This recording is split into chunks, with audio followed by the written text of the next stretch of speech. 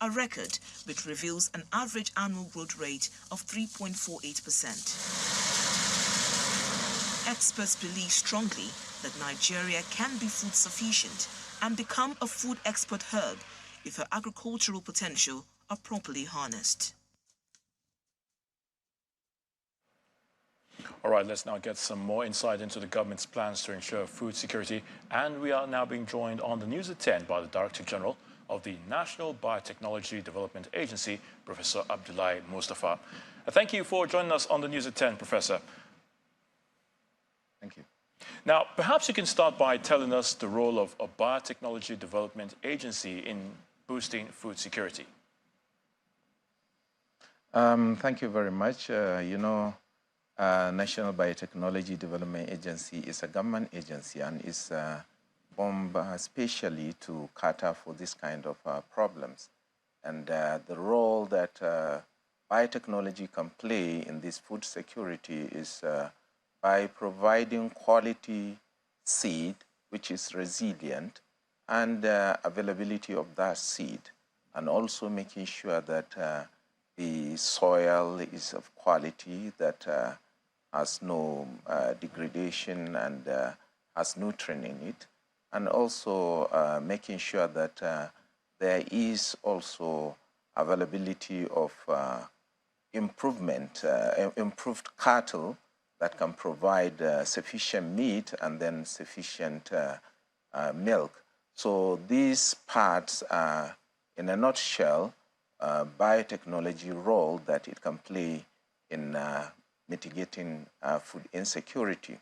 I'll expand further by saying that, the seed quality is what is paramount.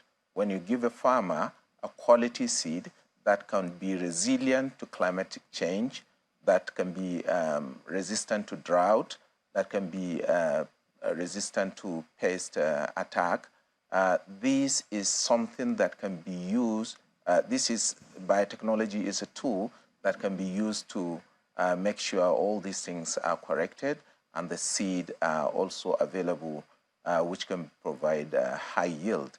And if you can recall, I had an interview here in Channels Television that the quality seed that we provided for cowpea is available. And that is why, if you look at the index this year, it is showing that we don't have shortage of cowpea, because this cowpea is of high yield and then is resilient to pest attack.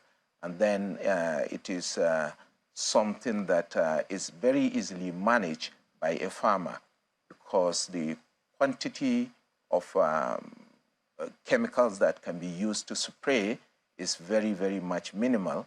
And at the same time, that minimum quantity helps to preserve the soil quality. All right, Professor. And if you look at it, Professor, the farmer also is making a very good saving by that. So when we look at that angle, the other crops that is about to be released in the country, for example, maize, within by the end of this year, the maize also is resistant to pest attack. All right, Professor, apologies. I may have to interject in there, my sincere apologies, but of course, you must be conversant with some of the challenges faced by the farmers, like insecurity and flooding, and even the impact of climate change. In just about a minute, very quickly now, can you tell us how the government is tackling these challenges or can tackle these challenges very quickly? Well, let me talk on biotechnology, because this is an institution of government, and the biotechnology can come into that.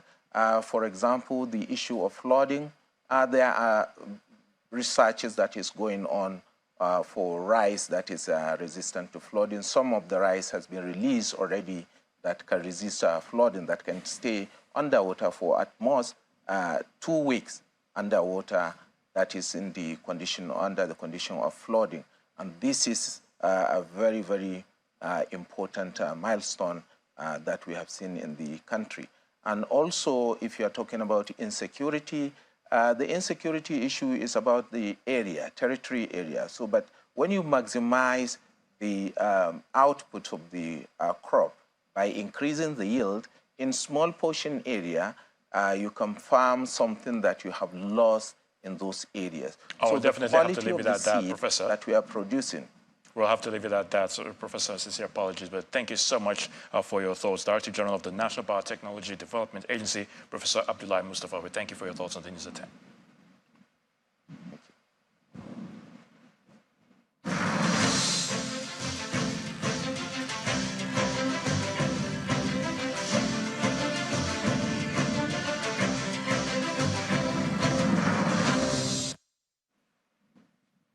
Still ahead on the News at 10, Federal Accounts Allocation Committee meets in Abuja to share the August revenue to the federal, state and local governments. That will be on Business News. Please stay with us. Welcome back. You're still watching the News at 10. Well, let's head now to the nation's capital, where we have Terry Ikumi, who is standing by to give us the very latest from our Abuja studios. Over to you, Terry. Well, thank you very much, Ayo. Good evening. Vice President Kashim Shettima is warning that Africa will remain in chains until it breaks free from the shackles of the criminal enterprises of drug barons and syndicates of illicit drugs. He gave the warning when he represented President Bola Tinubu at the opening of the 31st meeting of heads of national drug law enforcement agencies in Africa held in Abuja. Our State House correspondent, Emperor Simon, reports.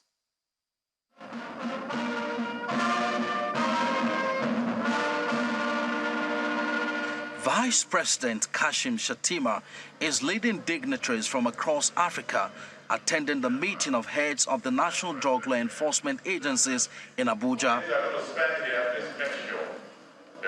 The four-day meeting seeks to strengthen the synergy among the participating countries in the fight against illicit use of drugs and trafficking, which has become an issue of concern. Based on the current drug use prevalence data for Africa, UNODC estimates that drug use disorders could increase by up to 40% in the next 7 years. The heaviest toll will be borne by the youth, with 70% of drug users currently in treatment across Africa being under the age of 35. We need regional perspectives to enrich the global policy discussion. And Honlia is the opportunity to bring the African perspective to the global level. The sessions provide a platform to share knowledge and practices and learn from each other. Senator Shettima, who is representing President Bola Tinubu at the event, expresses the president's commitment to tackle the menace of drug trafficking.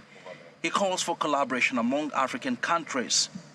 If we don't dismantle the criminal enterprises that threaten our future and build a brighter tomorrow for all Africans, will remain in chains in a disease and amoral world, as will our children and our great-grandchildren. Our strength has always been our proactive actions to prevent any individual or group from turning our countries into a minefield of drug trafficking.